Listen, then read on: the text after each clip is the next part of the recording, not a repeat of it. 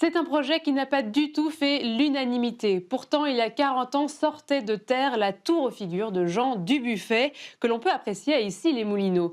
L'histoire de cette commande publique est racontée au musée de la carte à jouer lors d'une exposition en partenariat avec la fondation Dubuffet. Nous y avons fait un tour. À Issy-les-Moulineaux, il y a 40 ans, a été prise la décision d'installer la tour aux figures de Jean Dubuffet. Une aventure qui démarre en 1967, quand Jean Dubuffet sculpte pour la première fois une tour qui deviendra la tour aux figures. Et après, il faut attendre 1983 pour que Jack Lang, ministre de la Culture, en rencontrant Jean Dubuffet, lui demande de réaliser la tour aux figures comme une sculpture monumentale qui va faire 24 mètres de haut. Alors que s'est-il passé entre-temps?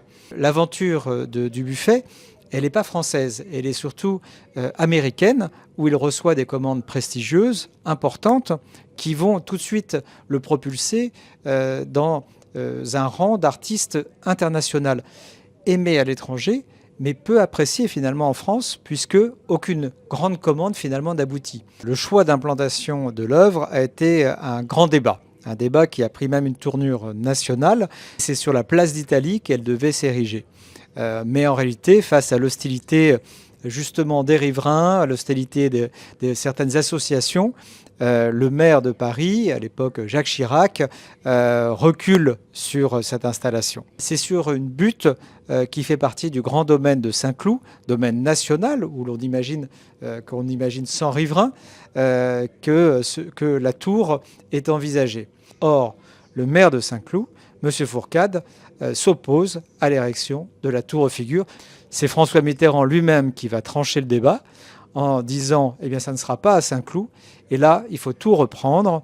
Et c'est Issy-les-Moulineaux qui va remporter la joie, la possibilité de pouvoir installer la tour qui sera opérée. Maintenant, on le sait grâce aux archives, exactement à la mi-janvier 1985. On est donc au début du mandat de François Mitterrand avec Jack Lang. La politique de commande de sculpture dans l'espace public va connaître une sorte de croissance, j'ai envie de dire, monumentale. Ces grands artistes vont être invités donc à produire pour le compte de l'État.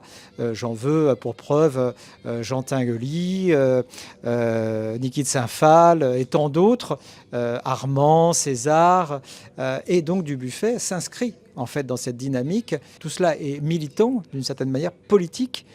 Il s'agit de faire en sorte de transformer le paysage français par l'art. C'est toute l'idée de ce renouveau de la commande publique.